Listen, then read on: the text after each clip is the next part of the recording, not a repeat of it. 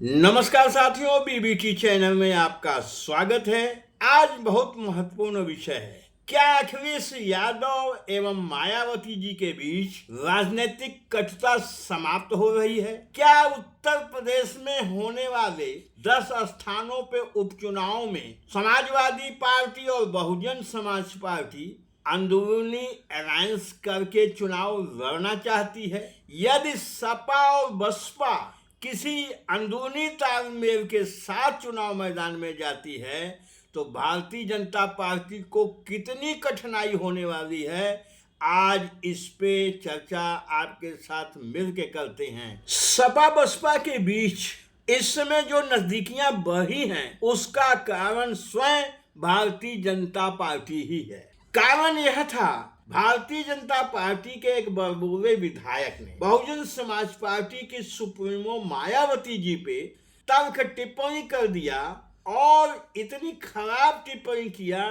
कि समाजवादी पार्टी के मुखिया अखिलेश यादव को नागवार गुजरा और तुरंत उन्होंने इस पे प्रतिक्रिया दी, मायावती जी का पक्ष लिया और भारतीय जनता पार्टी को बेनकाब किया। अखिलेश यादव के इस व्यवहार से मायावती जी ने कृतज्ञता जताई, मायावती जी ने उन्हें धन्यवाद दिया और साथ साथ जो बयान उन्होंने दिया उसके साथ साथ समाजवादी पार्टी पे भी कुछ सवाल खड़े किए। लेकिन जो मायावती जी को अच्छी तरह जानते हैं वह समझते हैं कि समाजवादी पार्टी के लिए जो सवाल मायावती जी ने खड़ा किया भारतीय जनता पार्टी को गफलत में डालने के लिए किया।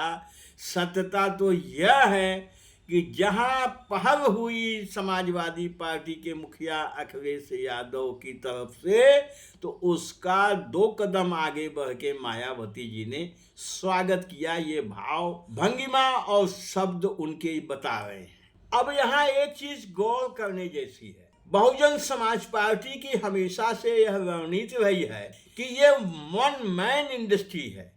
जब मानवर कांशीराम साहब का जमाना था, उनके मन में क्या चल रहा है, उनकी योजना क्या है, वो आगे क्या करने वाले हैं, यह मायावती जी को भी नहीं पता होता था।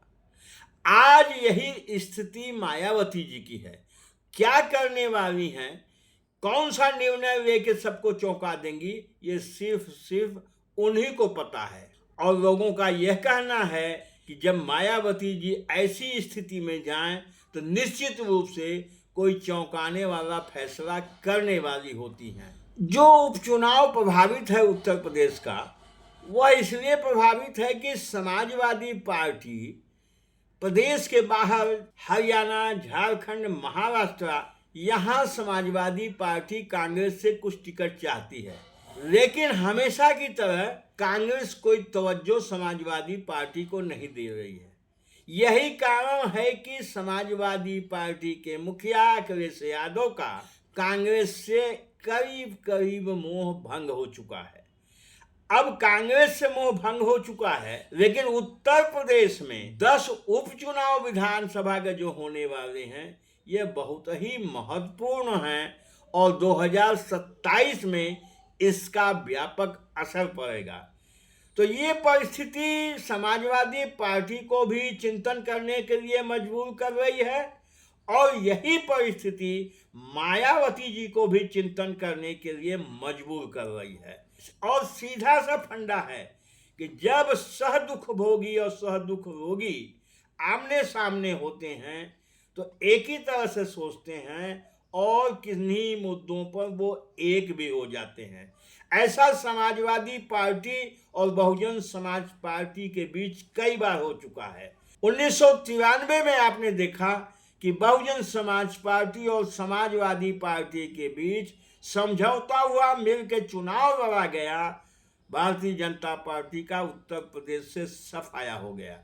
पिछली बार जो पार्लियामेंट हुआ था उसमें सपा बसपा का गठबंधन था, उसमें बहुजन समाज पार्टी को भी फायदा पहुंचा और पार्लियामेंट की 10 सीटें वो जीत गई। लेकिन अभी जो ये परिस्थिति दिखाई दे रही है, भारतीय जनता पार्टी जिस तरह से उत्तर प्रदेश में होने वाले उपचुनावों को लेके सतर्क है, प्रयास कर रही है और उपचुनाव में अच्छा परिणाम लाना चाहती है, उसका प्रभाव समाजवादी पार्टी और बहुजन समाज पार्टी पे पड़ना लाजमी है। जानकार मानते हैं कि यह समझौता सपा बसपा के बीच खुलेआम तो नहीं होगा, क्योंकि खुलेआम समझौता होने से भारतीय जनता पार्टी दोनों को अलग अलग ढंग से परेशान करना शुरू कर देगी।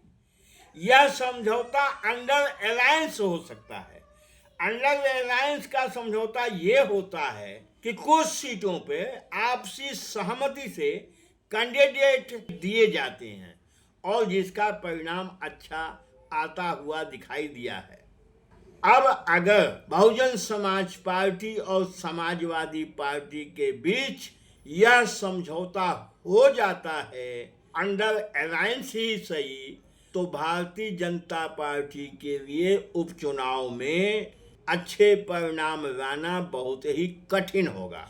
ये आपने देखा है 2017 में जब पहली बार भारतीय जनता पार्टी की यहाँ सरकार बनी, योगी आदित्यनाथ जी और उनके उप मुख्यमंत्री केशव प्रसाद मौर्य मुख्यमंत्री और उप मुख्यमंत्री बने तो उन्होंने संसद से इस्तीफा दे दिया और उन सीटों पर जब उपचुनाव हुए, बसपा चुनाव मैदान में नहीं थी तो समाजवादी पार्टी दोनों चुनाव जीत गई। भारतीय जनता पार्टी को बहुत ही शर्मिंदगी झेलनी पड़ी, क्योंकि सत्ता पक्ष का मुख्यमंत्री और उप मुख्यमंत्री अपनी सीट नहीं बचा सके थे। यही कुछ संभावना दिख रही है।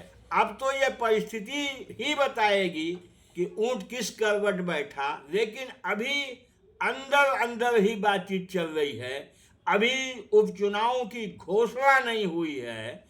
जैसे ही उपचुनाव की घोषणा हो जाएगी तो कुछ न कुछ दिखाई देने लगेगा।